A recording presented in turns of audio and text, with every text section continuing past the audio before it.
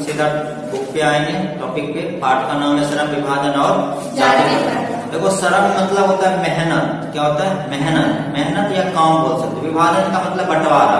और जाति प्रथा, देखो जाति के आधार पे लोगों ने काम को क्या कर दिया था? बांट दिया। प्राचीन काल में बहुत सारे लोगों ने मिल करके जाति के आधार पे कामों को क्या किया था? बांट दिया था। ठीक है, तो वो हमारे लिए अच्छा है या बुरा है, उसी के बारे में इस चैप्टर में भीमराव अंबेडकर ने बताना चाहा। तो आज हम उसी को डिस्कस करेंगे। चलिए शुरू करते हैं। देखो, यह विडंबना की ही बात है कि इस युग में भी जातिवाद के पोषकों की कमी नहीं है। विडंबना का मतलब होता है आश्चर्य। सोचो, आज दुनिया कितना डेवलप कर गया। इतना डेवलप करने के बावजूद भी बहुत सारे ऐसे लोग हैं जो आज भी जातिवाद को मानता है। जातिवाद को नहीं मानता। यदि हम अपने गांव समाज जाएंगे तो अभी बहुत सारे वैसे लोग मिल जाएंगे जो अभी भी जातिवाद को मानता है और जातिवाद को पोषता है। तो ये क्या है? आश्चर्य की बात है, विडंबना की बात है। तो इसमें एक ऑब्जेक्टिव क्वेश्चन बन जाता है कि विडंबना की बात क्या है? जातिवाद के पोषकों की अभी भी कमी नहीं है, वो अभी भी है। इसके पोषक कई आधारों पर इसका समर्थन करते हैं। समर्थन मतलब होता है उसको सपोर्ट करना। क्या करना? सपोर्ट करना। देखो आखिर है क्यों? कुछ लोग तो उसको सपोर्ट कर रहे हैं, तभी तो जातिवाद को लोग मानता है। यदि हम उसको सपोर्ट ही नहीं करेंगे, बताओ ये घर किस वजह से टिका हुआ? पिलर की वजह से। अब पिलर उसको सपोर्ट देता है छत को। यदि मान लो पिलर सपोर्ट ही खत्म हो जाएगा तो छत रहेगा? तो हम लोग उसको समर्थन देते हैं, उसका सपोर्ट करते हैं। इसी वजह से वो लोग का मन बढ़ गया और वो लोग जातिवाद को मानता है। ऐसे मानता तो सब है, पर वो सबको सामने नहीं बताएगा, है कि नहीं? अब यह है कि समर्थन का यह आधार यह कहा जाता है कि आधुनिक सभ्य समाज कार्य कुशलता के लिए श्रम का विभाजन को आवश्यक मानता है, और चूंकि जाति प्रथा में श्रम विभाजन का ही दूसरा रूप है, इसलिए इसमें कोई बुराई नहीं है। इस तर्क के संबंध में पहली बात तो यही आपत्तिजनक है कि जाति प्रथा श्रम विभाजन के साथ साथ श्रमिक विभाजन का भी रूप लिए हुए है। देखो श्रमिक विभाजन कहने का मतलब क्या हुआ? जाति प्रथा तो पहले से ही काम को बंटवारा कर चुका है। अब उसमें जो काम करने वाला लोग है, जैसे मान लो कि कोई लोहा पीटता है, लोहा पीटने वाला को क्या कहा जाता है? लोहा। बताओ, उस व्यक्ति का नाम उसी के ऊपर रह जाता है। जैसे कोई मान लो बढ़ई का काम करता है तो उसको कहते हैं बढ़ई, नहीं कहते? तो बताओ श्रमिक का विभाजन हो गया। क्या हो गया? मजदूर जो काम करने वाला है, श्रमिक है, उसका क्या हो गया? विभाजन। और पहले से ही तो श्रम विभाजन हो चुका है। किसके आधार पे? जाति के आधार पे।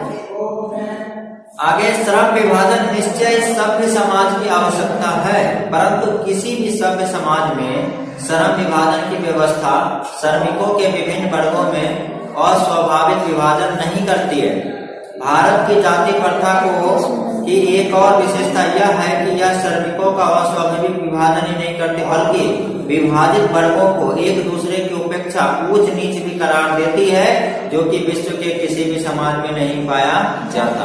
अब तुम पूरे दुनिया कहीं भी चल जाओ, तुमको भारत जैसा देश नहीं मिलेगा। वहां पे ना, यदि आप अमेरिका चल जाओ, वहां पे लोग आपको अमेरिकन मिलेगा।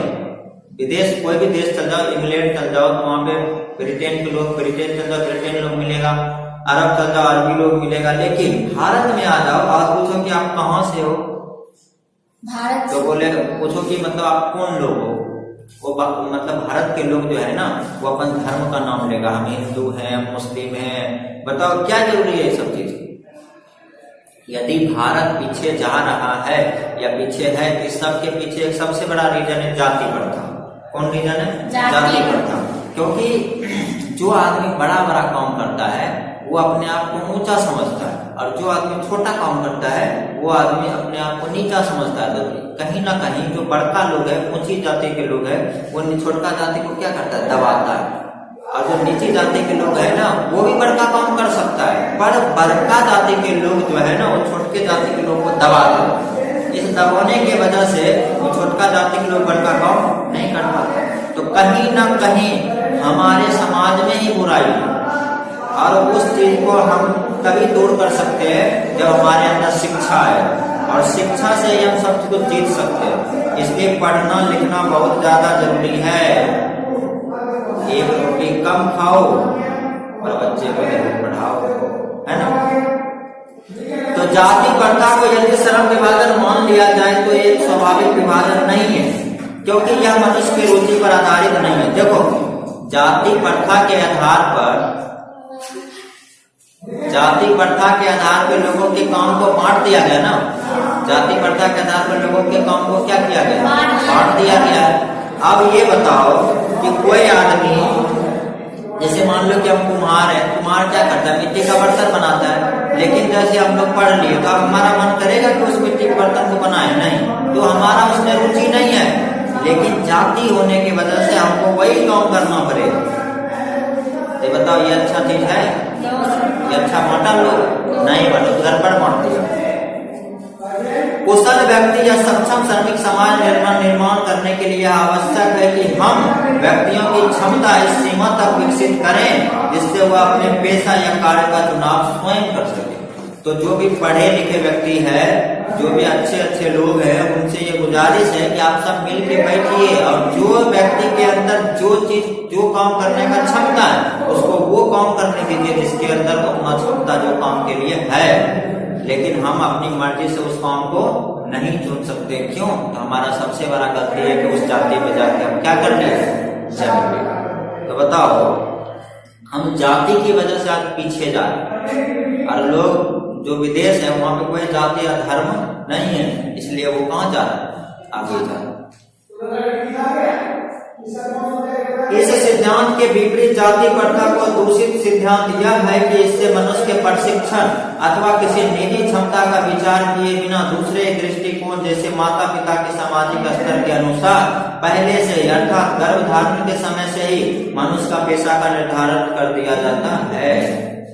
मतलब समाज में जो ऐसे लोग हैं ना, बच्चे के जो काम होगा उस काम का निर्धारण कब हो जाता है? जब बच्चा गर्भ में रहता है तभी निर्धारण हो जाता है कि तुम फलना जाति के लोग हो, तुम यही काम करोगे। अब बताओ, फ्यूचर कैसे वो देख लिया कि बच्चा जो जन्म लेगा वही काम करेगा? अरे उसके अंदर ताकत होगा, क्षमता होगा तो दूसरा अच्छा काम नहीं करेगा। अच्छा काम करके अपना नाम ऊंचा करेगा, घर परिवार का नाम ऊंचा करेगा, उसके लायक कम होगा। लेकिन यहाँ पे क्या हो रहा है? उसका काम जो है ना, घर में क्या हो रहा है? निर्धारण हो रहा है। किसके कारण? जातिवाद के कारण। जाति प्रथा पेशे का दोषपूर्ण पूर्व निर्धारण ही नहीं करती बल्कि मनुष्य को जीवन भर के लिए एक पेशे में बांध भी देती है। और जाति प्रथा लोगों को क्या करता है? जीवन भर तुम एक ही काम करोगे भाई साहब, आप दूसरा काम नहीं कर सकते हैं।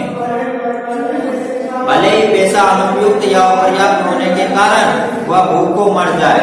देखो, कहने का मतलब यही बात ना शुरू बता रहे थे।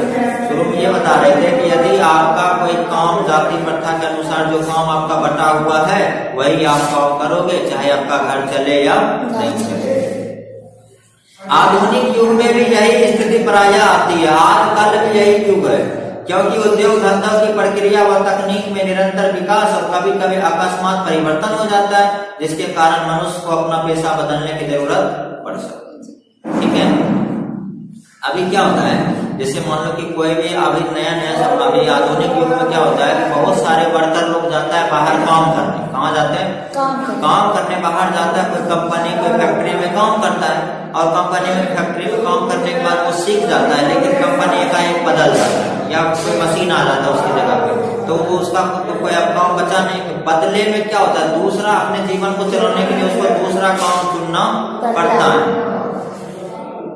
यदि प्रतिकूल परिस्थितियों में भी मनुष्य को अपना पेशा बदलने की स्वतंत्रता न हो तो इसके लिए भूखे मरने के अलावा कोई चारा रह जाता है? बताओ, यदि वो जो काम करके अपने घर को चला रहा है लेकिन उसके जगह पे आ गया मशीन, क्या आ गया? मशीन आ गया, तो अब तो वो काम नहीं करेगा। अब वो काम नहीं करेगा तो बताओ, वो अपने जीवन को चलाने के लिए कुछ ना कुछ तो करेगा ना। यदि नहीं करेगा तो क्या होगा उसके साथ? मर जाएगा ना। हिंदू धर्म की जाति प्रथा किसी भी व्यक्ति को ऐसा पेशा चुनने की अनुमति नहीं देती। मतलब हिंदू धर्म में जितने भी जाति के लोग हैं उसको ये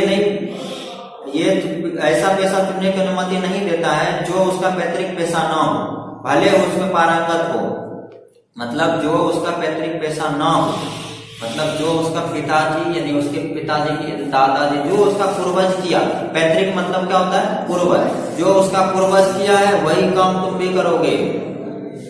मतलब समझ में आया, जो पिताजी दादाजी करते हुए आ रहे हैं वही काम आप करोगे। और हिंदू धर्म में धर्म काम बदलने का अधिकार नहीं है। इस प्रकार पेशा परिवर्तन की अनुमति न देकर जाति प्रथा भारत में बेरोजगारी के एक प्रमुख व प्रत्यक्ष कारण बनी हुई है। क्वेश्चन पूछा जाता है कि भारत में बेरोजगारी का प्रमुख व प्रत्यक्ष कारण क्या है, तो हिंदू धर्म के जितने भी जाति के लोग हैं उसको ये अलाउ नहीं करता है कि आप दूसरे काम कर सकते हैं। उसको यही बोलता है कि जो आपका पैतृक, जो आपके पिताजी दादाजी जो काम किए वही काम आपको भी करके अपना जीवन को गुजर बसर करना है, चाहे वो काम आपको आए या नहीं आए। अब सोचो, यदि उसको मान लो कि उसको वो काम नहीं आता है, तब तो उसका काम नहीं चलेगा। अब उसका काम नहीं चलेगा तो बताओ उसका घर परिवार क्या चलेगा, तो मर जाएगा। उसका घर परिवार नहीं चलेगा तो भूखे मरेगा ना, क्या करेगा। तो बताओ इसी वजह से भारत में सबसे ज्यादा क्या आ गया, बेरोजगारी।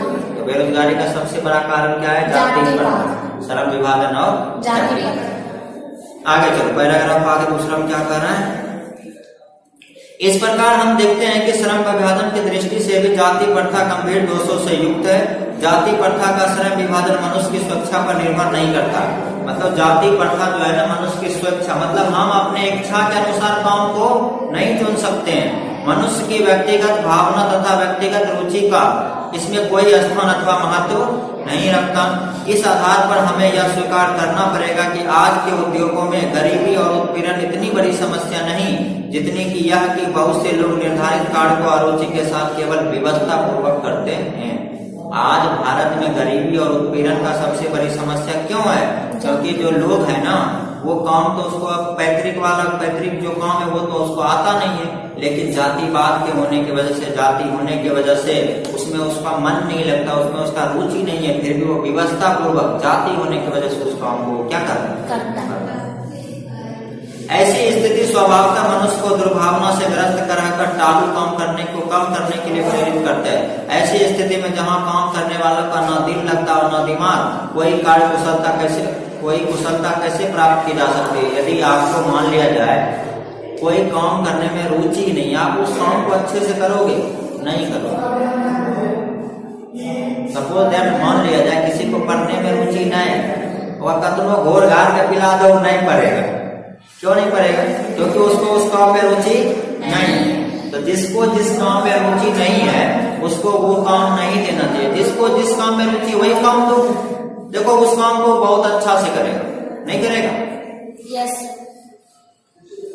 ऐसे हो गया। अतः यह निर्विवाद रूप से सिद्ध हो जाता है कि आर्थिक पहलू से भी जाति प्रथा हानिकारक प्रथा है। तो जाति प्रथा क्या है, हानिकारक प्रथा है, क्योंकि यह मनुष्य को स्वाभाविक प्रेरणा, रुचि व आत्मशक्ति को दबाकर उन्हें अस्वाभाविक नियमों में जकड़कर निष्क्रिय बना देती है। तो भीमराव अम्बेडकर जी लिख रहे हैं और कह रहे हैं कि ये जो जाति प्रथा के अनुसार जो काम बांटा हुआ नहीं, ये साक्षात गलत है, क्योंकि उससे उसका घर परिवार ही नहीं चलेगा। तो बताओ उस काम करने से क्या फायदा है। और मनुष्य को जरूरी है कि वही काम करेगा जो उसके पिताजी किए हैं, दादाजी किए हैं, और वो गलत नियम है। अब मैं समस्या के रचनात्मक पहलू को लेता हूँ। अब लेखक क्या बोले, समस्या के रचनात्मक पहलू को लेते हैं।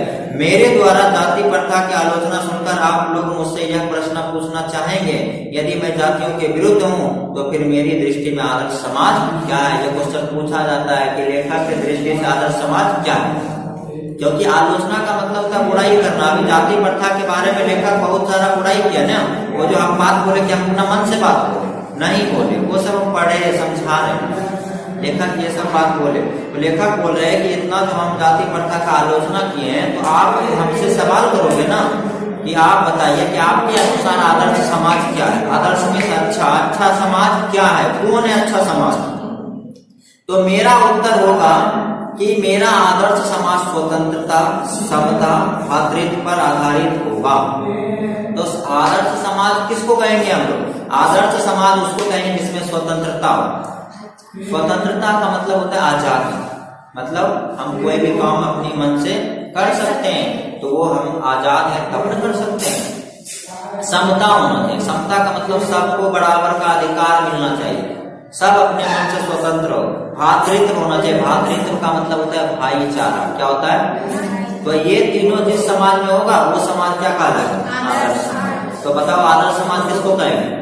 लेखक के अनुसार आदर्श समाज उसको कहेंगे जिसमें स्वतंत्रता, समता और भातृत्व हो, उसको हम क्या कहेंगे? आदर्श समाज के। तो क्वेश्चन याद हुआ?